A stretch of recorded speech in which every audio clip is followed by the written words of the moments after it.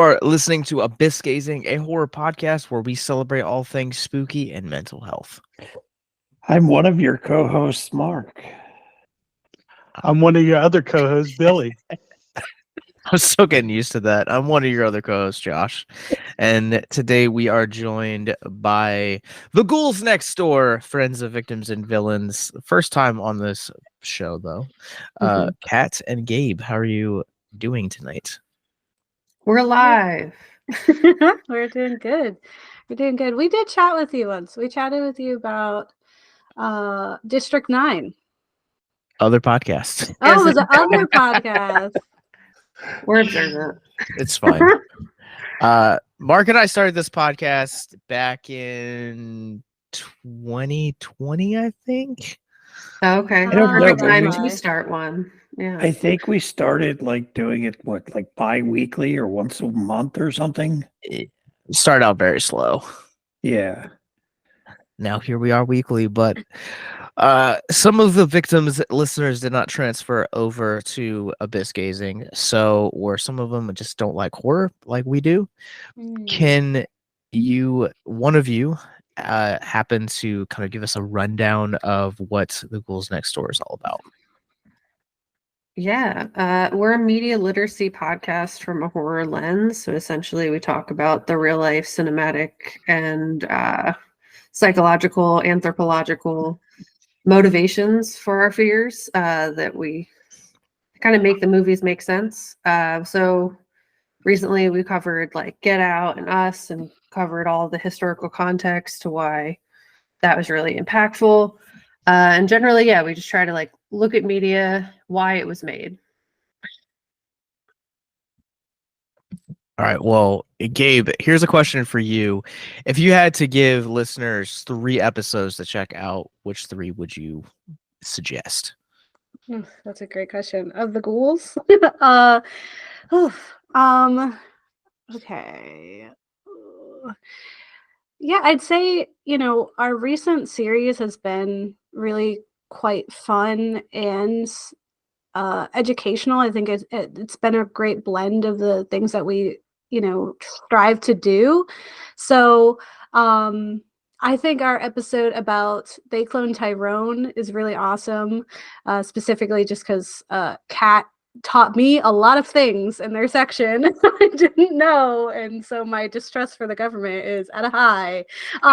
So if you also want to be afraid of the government, I implore you to listen to the Ghouls Next Door at any time, but especially that.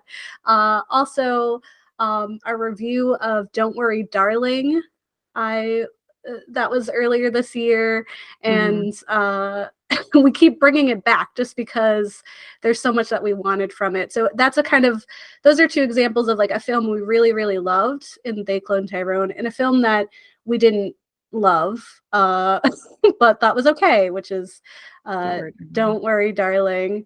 Kat, can you pick our 3rd one? Sure. It really depends on what your vibe is. So the ghouls have been doing this for 6 years, maybe more. It's been a long time. So there's kind of a ghouls for everything. I would say one of my, if you want silly fun times where we're both exhausted and just laughing a lot and making weird jokes about the environment, our Wilderness series is really funny. Our Apocalypse series is really funny.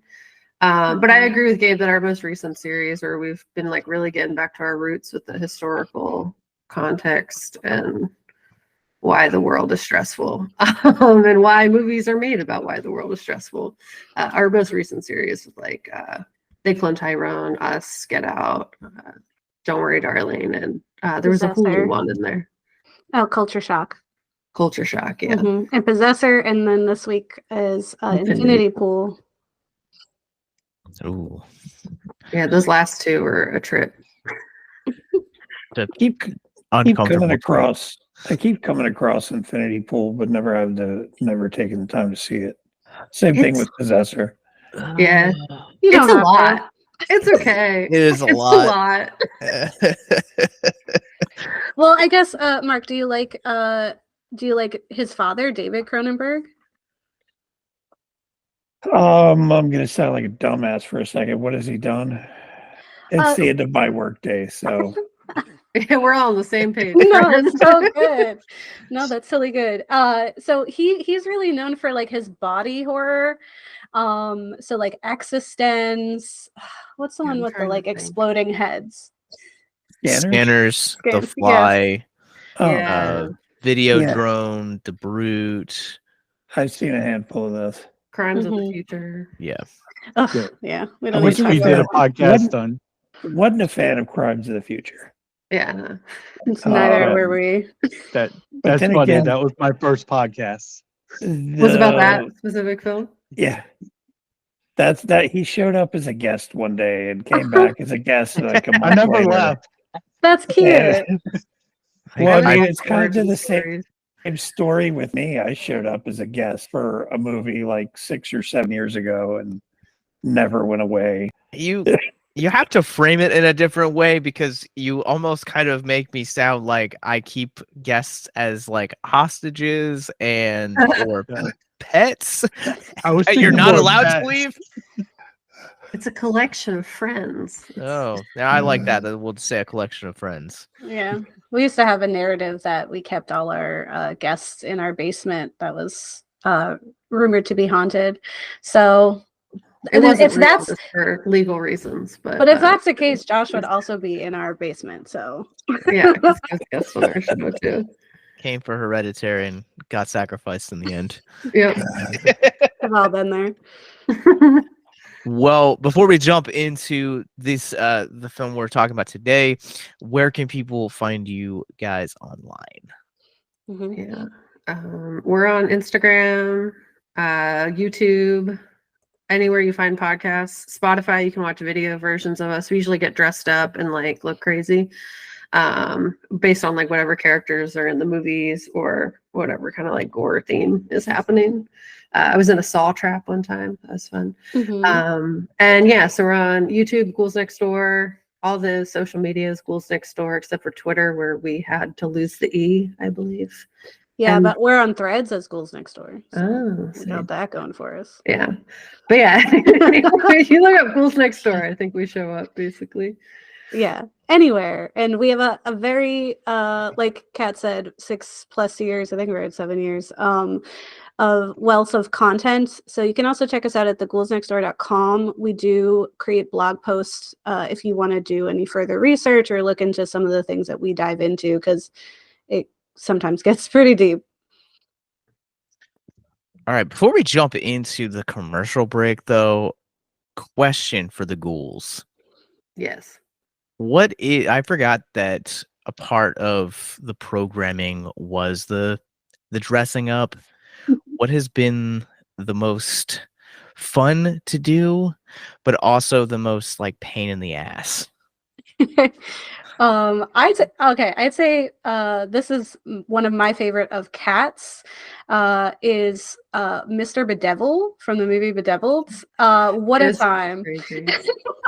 Anytime Cat like becomes like transitions into a creature of some sort, I am there for. We even dressed up for like Steven Universe, like we painted ourselves colors, and I would say for me, it wasn't a pain in the ass, but it was really fun when I was Jigsaw for that episode, or I was a Tether for us. Like we've been having a lot of fun.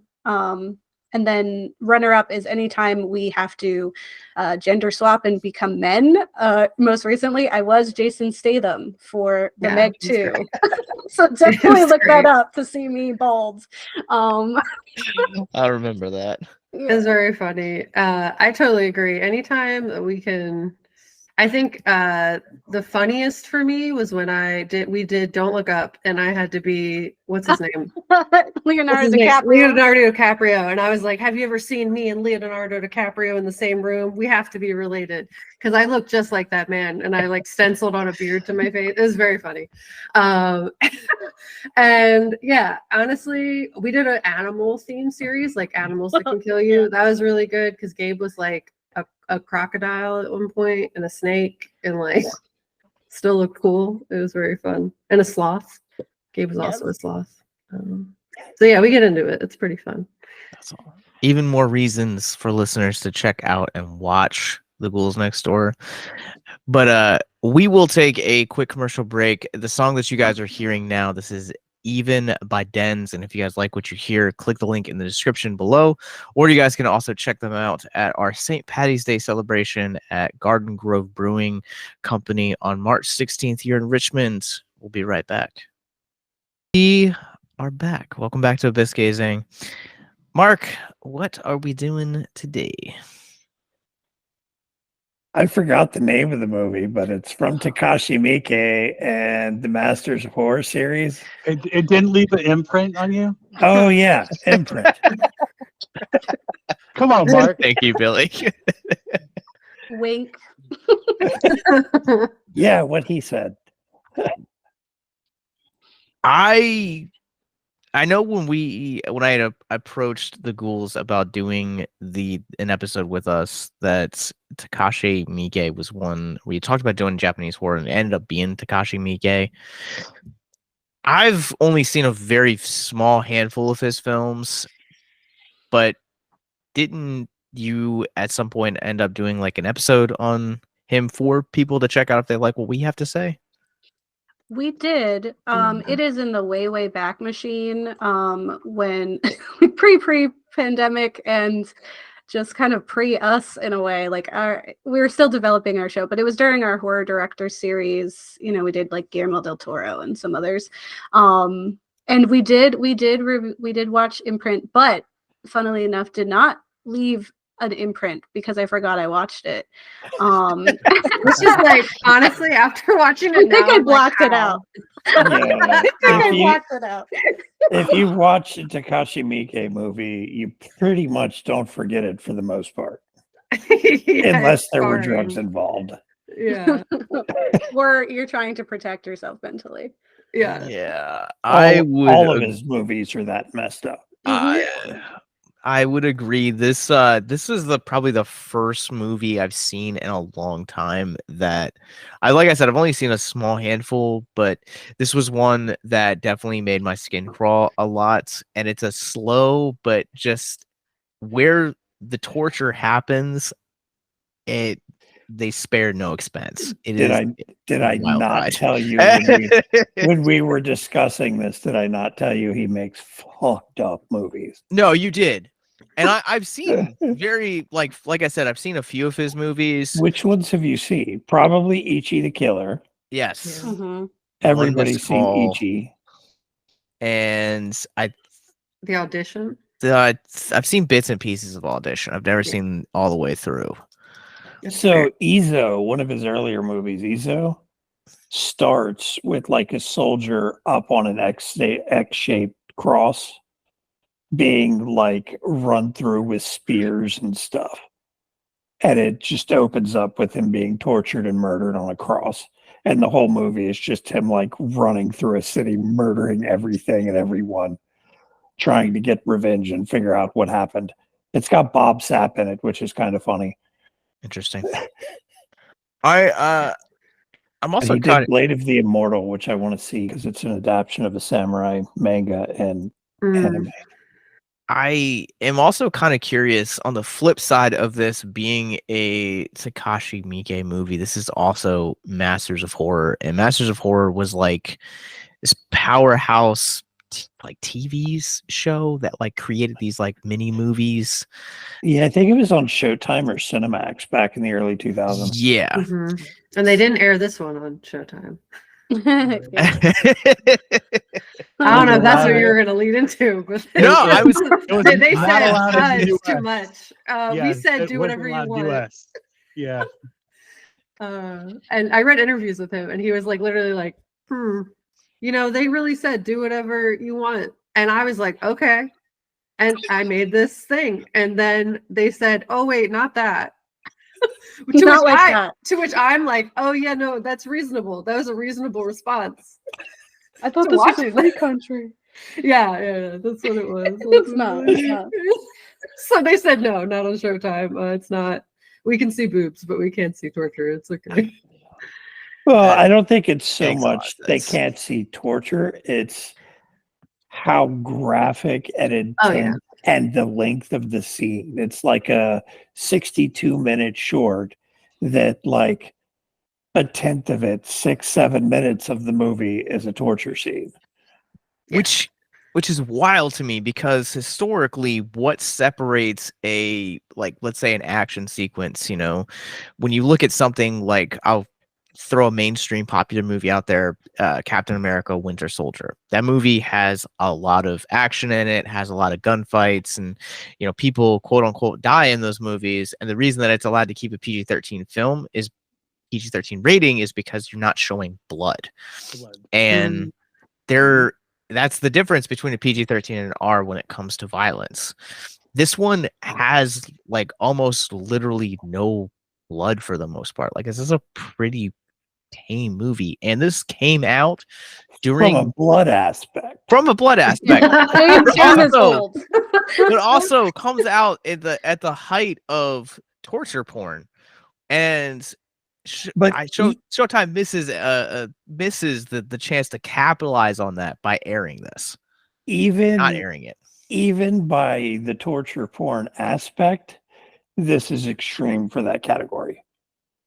I would agree. Yeah, that's fair. Like Saw. I mean, I guess Saw is like probably light a version of that, but like it is, which is amusing when a scene is so intense and graphic that you refer to Saw as torture porn light. Well, I think the part. Sorry, I was just gonna say, I think the difference between something like Saw and like Hostel, right, is the motivation of what's happening in the scene and like the emotional attachment. Because like I can have a visceral reaction to things happening to a body, but I think there's more. There's so many more layers to it in this. Like he's not just torturing a body; he's torturing like a soul of the viewers, and that's just an entire different, which is why I could see them being like, whoa, hold on, we need an exorcism versus, okay, let's cash in on some of these like, unsettling, body horror elements. Well, I think you're also seeing the difference between Asian horror and American horror. Mm-hmm. American horror depends heavily on jump scares and action and blood and gore. Asian horror builds a lot off of atmosphere and superstition and telling the story and setting the mood. And then you get something like this in the middle of it, and it's just that much more intense because it's built to that point. Where when you watch something like a Halloween or a Hellraiser or anything American almost, it's just violence and jump scares and how much can we do in 90 minutes to get it on a TV screen or a movie theater.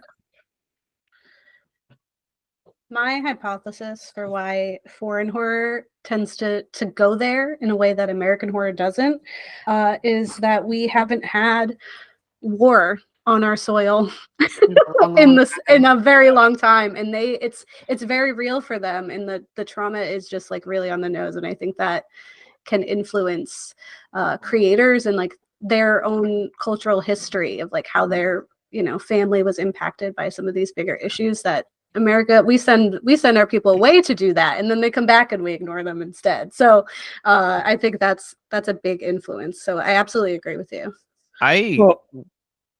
Hold on, Mark. Let me jump in here real quick.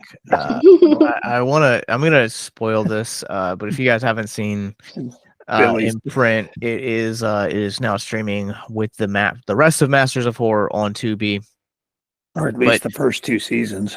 Yeah, at least the first 2 seasons. But Gabe, to go off of your points, specifically, even it has different cultural standpoints for beauty.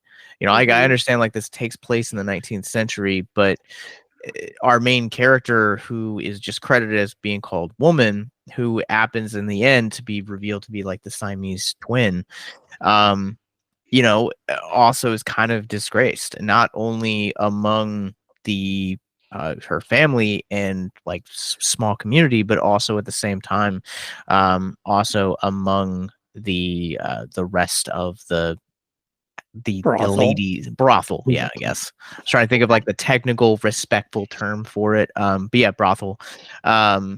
Yeah, and she's like an outcast. Like there's a scene in there where like basically the I guess like the head mom of the brothel that kind of comes in and like condemns her essentially, in Komomo is the one that's kind of showing her love. And so not only are you seeing foreign, it's this is why I like watching foreign horror, is because you're getting it's atmospheric to where you're stepping into another culture and what makes them different than Americans.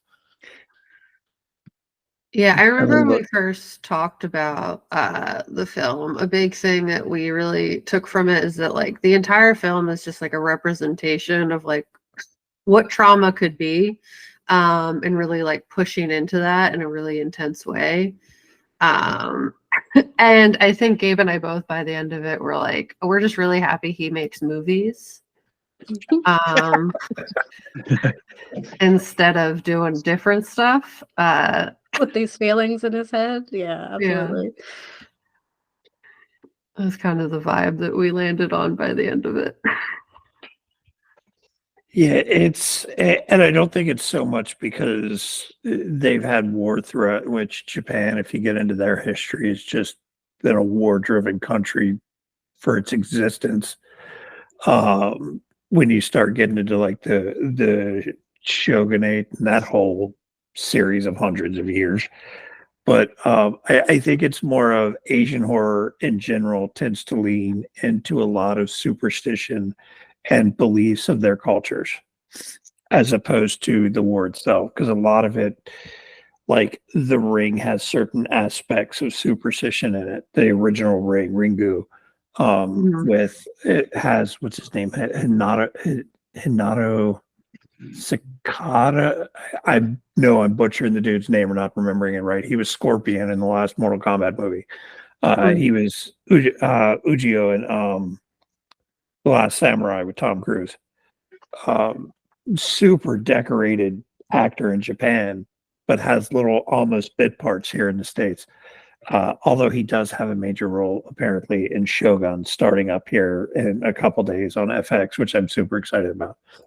But yeah, when you get into a lot of the Japanese horror and Asian horror in general, it deals a lot like Malaysian and Indonesian horror deals a lot with the smaller villages and some of the village beliefs and superstitions and things like that, which is something I don't feel like a lot of America has, is a lot of superstitious beliefs, or if they are, they don't play into the culture like it does so much in Asian countries.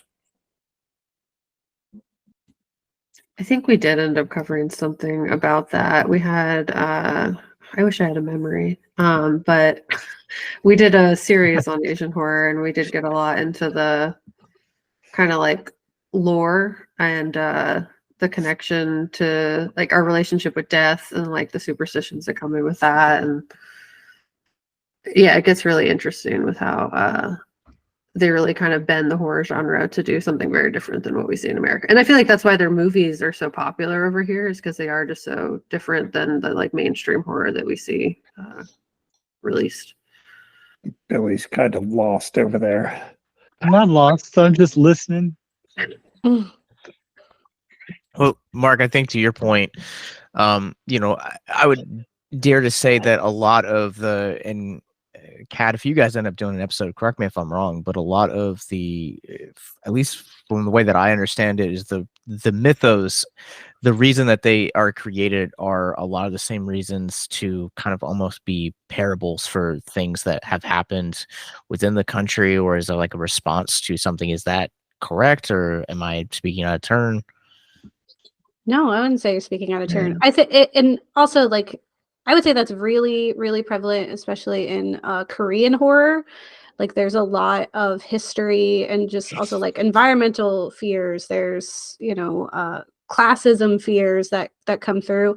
And that's what horror is. And that's something that I really appreciate about the horror genre, is that we get a glimpse into like the traumas or the history or the impacts, the imprints that these situations leave on people, and it resonates in these films. And as horrifying appropriately and inappropriately this film can be, I do think there is like this this need and this desire to share some truly like hard things, and I think that's why he is so equipped to create hundreds of films, and to create them so frequently, because it's overflowing the amounts of things that you can pull from. He just chose a lot of things for this piece, and I don't know if he needed to pick all the things or to tell them in the way that he did,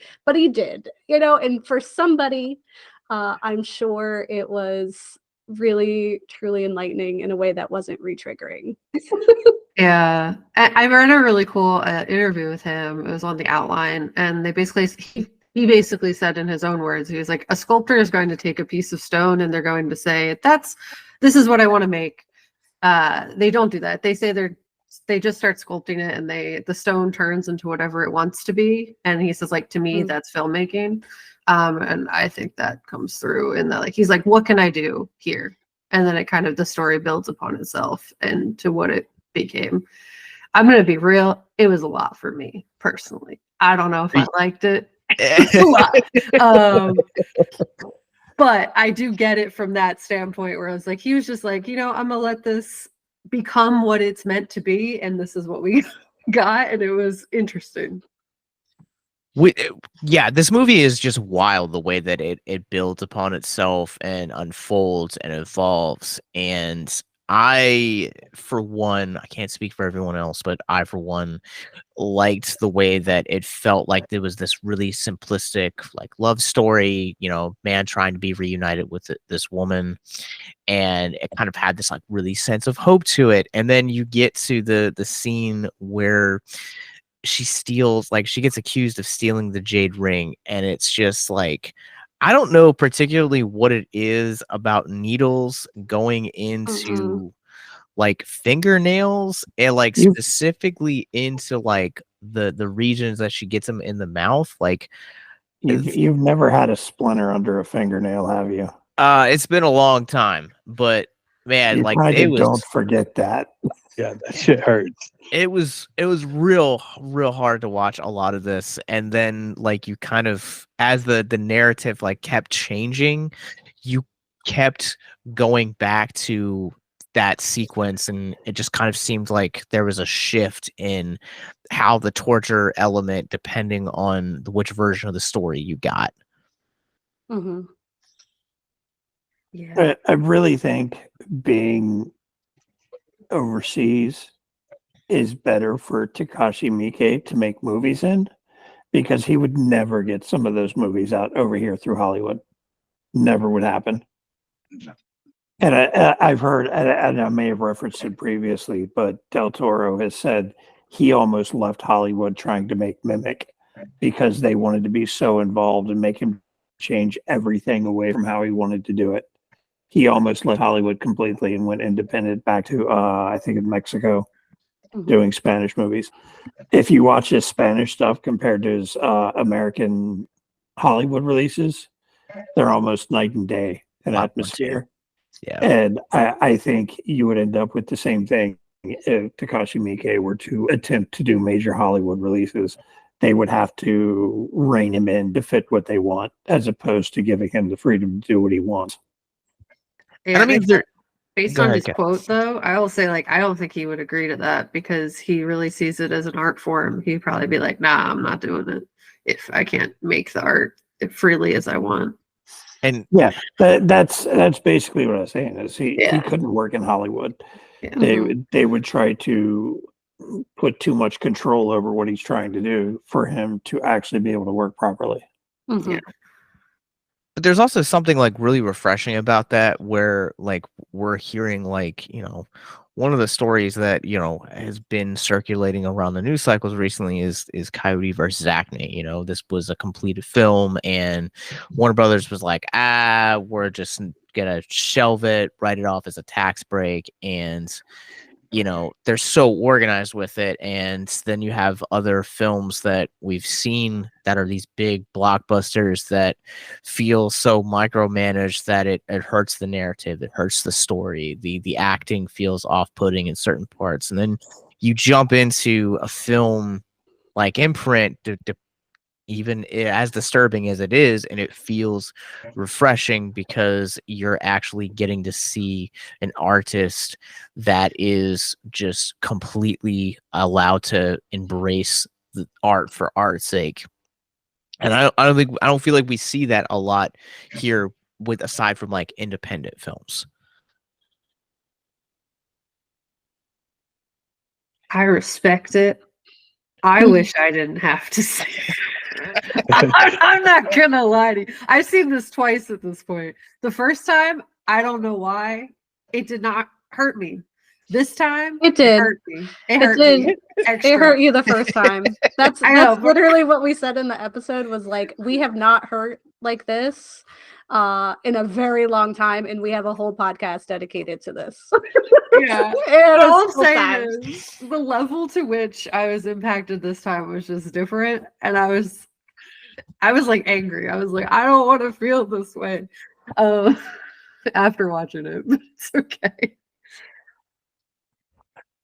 All right, so I want to ask a question, and it'll veer a little bit away from the disturbing nature of this movie, but in the end, when the woman becomes Komomo, can someone explain that to me? Like, that was the biggest question I had about this movie, does she have the ability to like be a shapeshifter? Was that like a personification of his grief?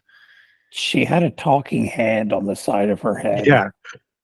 And Yeah. you're questioning that? Look, Well, Siamese twins, my guy.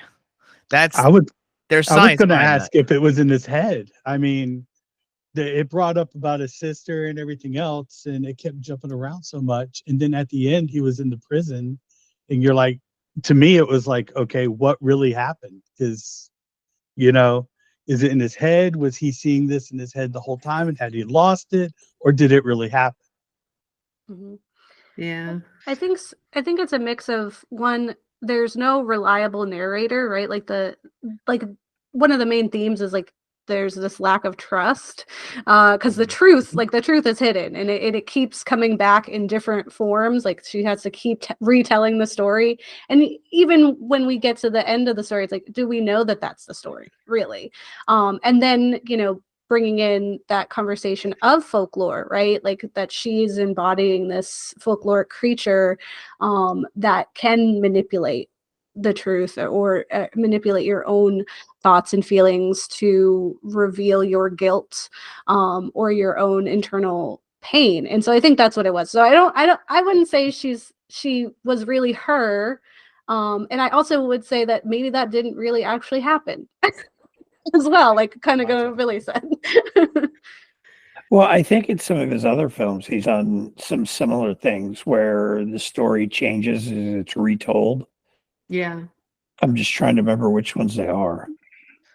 But I think there's a couple of them he's done where like in this one, she's telling the same story, but from a different take on it, almost like she's testing him as to how he's going to react to the different versions of the story, leaving him confused and not knowing what to think to begin with, because which one's the true story?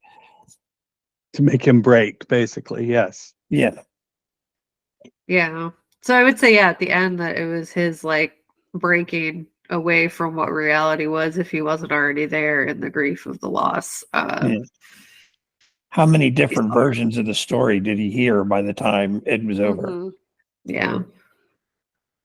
And does it even matter? Right? Like, the truth, does it actually matter when we're just thinking about what his impact was, right? Yeah. And like the loss and the grief there, for sure. Well, one of the things that this film does thematically is so at some point in the film, as she's explaining to Christopher how Komomo is no longer with us, and that ultimately it ends up that like she has taken her own life. Like, I've been on the receiving Did end. she? That's the thing. Look, Mark, let me go with this. Stop picking apart, but you know that, but the before you find out that the narrative switches, or you know that the narrative is no longer reliable, it's presented as she hung herself, and you know he is now a suicide loss survivor. And having been a suicide loss survivor myself, I understand and identify a lot of that journey of like how deep that grief runs and how long it runs for. To, you know, whether or not it's an unreliable narrative or not, if all the events of this movie are a product of his grief, it would make sense. Even to the point where like when he's like in the prison at the end, and he's in the fetal position over like the water bowl that is revealed to have the fetus in it, and then you have like the small child and Komomo right there, like it would make sense that, like, you know, if you know, something along those lines. Yeah, I mean, from a trauma standpoint, our brains really try to fill in the gaps and make sense of scenarios if they feel unfathomable. And I feel like that's what it was very much like him trying to rationalize everything that happened. Like once you hear that someone you love is gone, like I doubt he was even really listening to her at that point because the trauma kicked in. And that probably transformed everything even further. Like if we're taking it for its word, you know, like we're saying like that's reality, that's what actually happened, and we're following that train. It was very likely trauma motivated. His brain was just trying to make sense, or even twisting it in his grief to be what it ended up at towards the end. And to point out, the small child was supposed to be his sister that he lost, that it never told us how he lost her. So so that can build into it too. He lost her and then turned around and lost Kamo. Yeah. Mm-hmm. Did they mention something about losing a sister? I don't remember that. Yes. Mm-hmm. Yep. Yeah. And it showed her walking through the house every so often, like at the very beginning, if you catch it, when they first go into the room. Oh, is see a that what little the kid ghost watch, was? and that was the ghost girl, was his sister.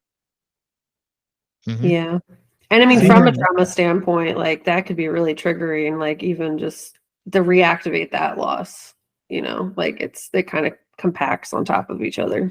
Well, especially too, if like that one memory of his sister ends up becoming a repressed memory and actually ends up, you know, being unresolved, and Komomo essentially like triggered it again, and ultimately now you have two deep trauma wounds that are created as a result rather than just the one.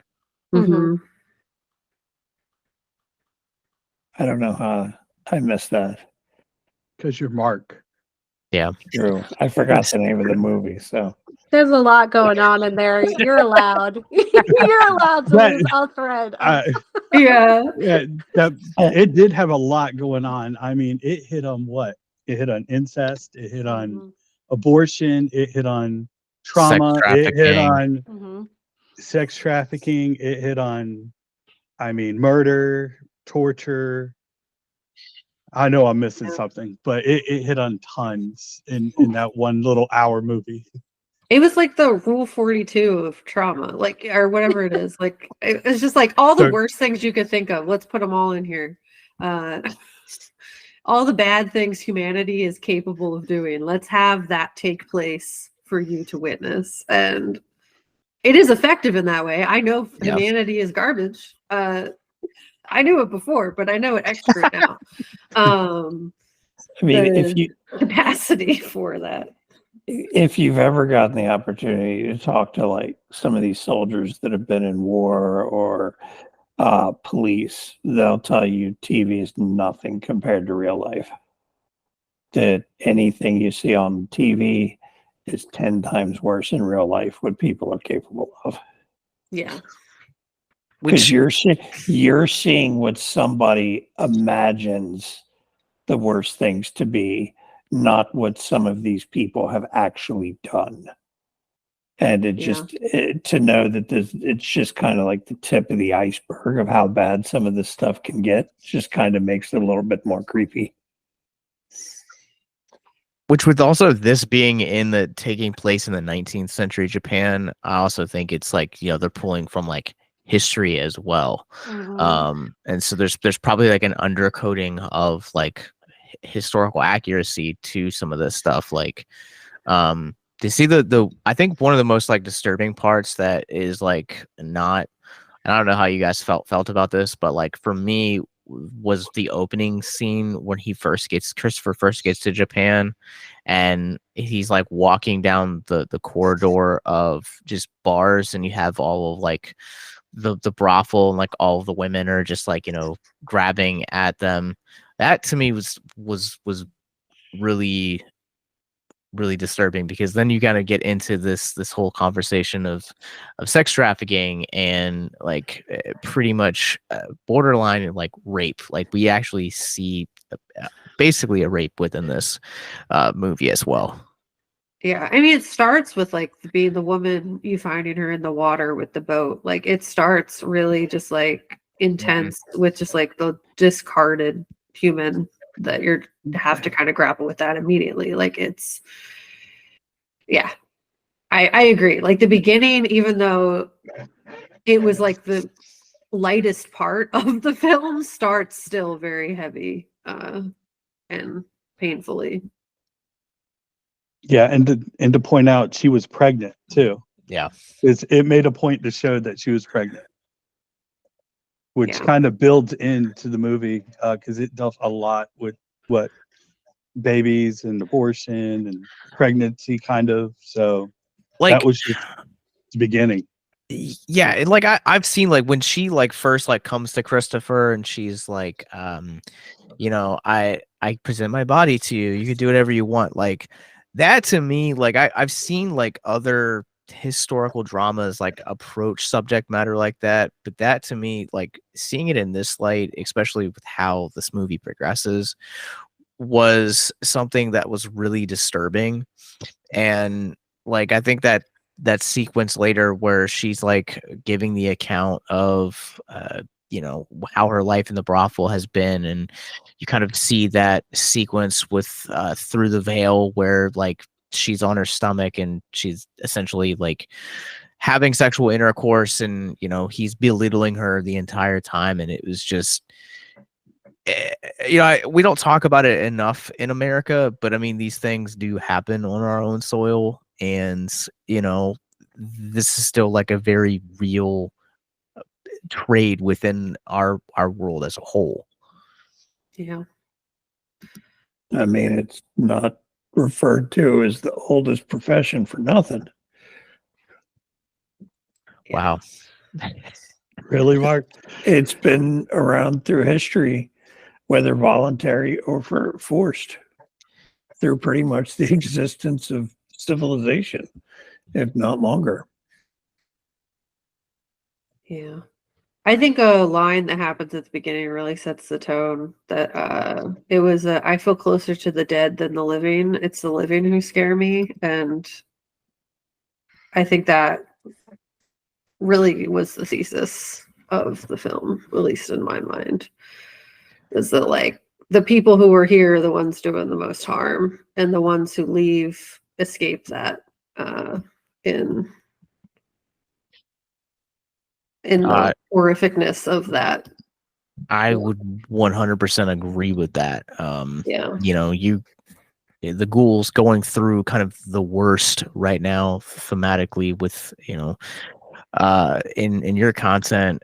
I would even dare say that, I mean, this is like such a great companion piece to what you both are doing over there. And I feel like I was talking to my therapist about this today. Like, I feel like it is just getting harder to be alive. It seems like some days, because of just all of like the crushing weight of like the news reports and new bills, or like gun violence or rape or human trafficking, and that list just goes on and on and on. And there's an element of like secrecy that we just kind of like try to like, we know it exists, but we don't ever talk about it or address it until it's like in our own backyard. And for me, I grew up knowing and having an understanding of, suicide specifically as an issue, but didn't really comprehend how massive of a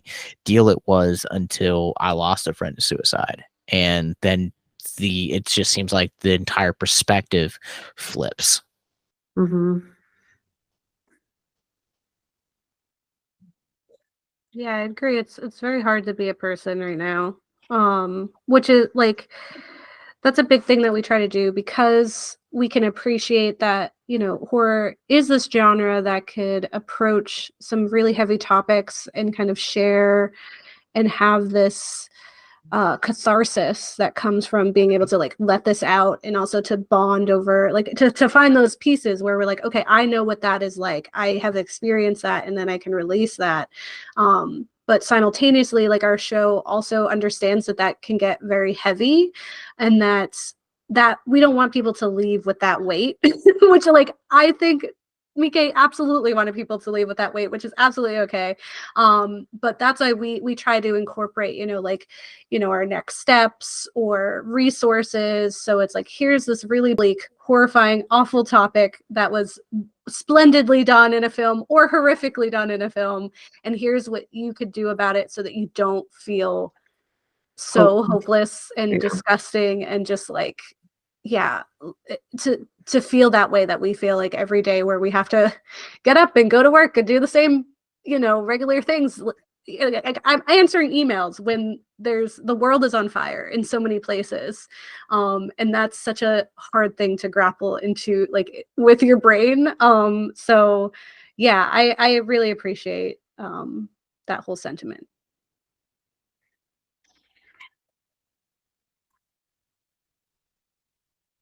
No, I'm right there with you. Sometimes sending emails are the hardest things. Always I'm just emails. listening. I think people are getting mad with me right now. Josh is up there getting snappy. Oh no. Am I though? It's out of love. I think you're just reading into this, Mark. Yeah. Well, he didn't kick you off the podcast yet, so you're still here. Yeah, and you return next week. You will return next week when things get very weird. What are we doing next week? We'll talk about it after we get done. But Kat, Gabe, thank you guys for joining us once again. Where can people find you guys online? Everywhere you get your podcasts, we're the Ghouls Next Door, as well as you can watch us like in our costumes and all of that on YouTube.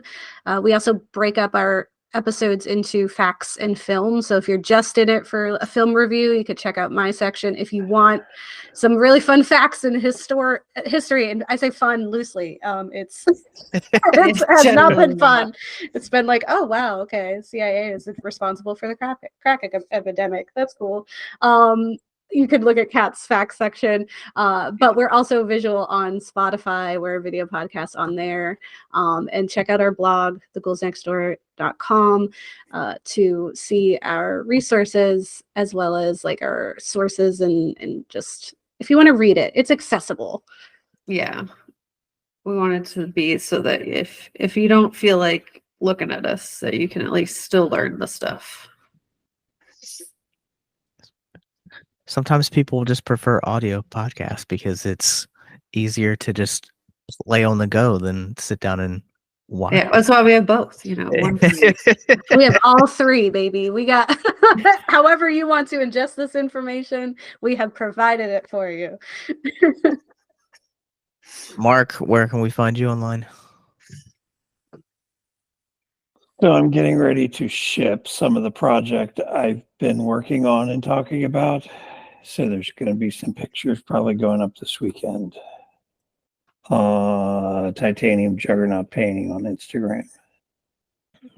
Billy, where can we find you? You can find me on Facebook, WTaber3. You guys can find me on one letterbox at Captain Nostalgia. And you guys can follow our podcast, Abyss Gazing, wherever you guys get your podcasts from. Also, check out the Ghouls Next Door as well. You guys can follow our parent company, Victims and Villains. We are on Facebook, Instagram, Patreon, YouTube, and wherever you guys get your podcast from. So until next time, remember, the longer you gaze into the abyss, the more the abyss gazes back into you. Nice.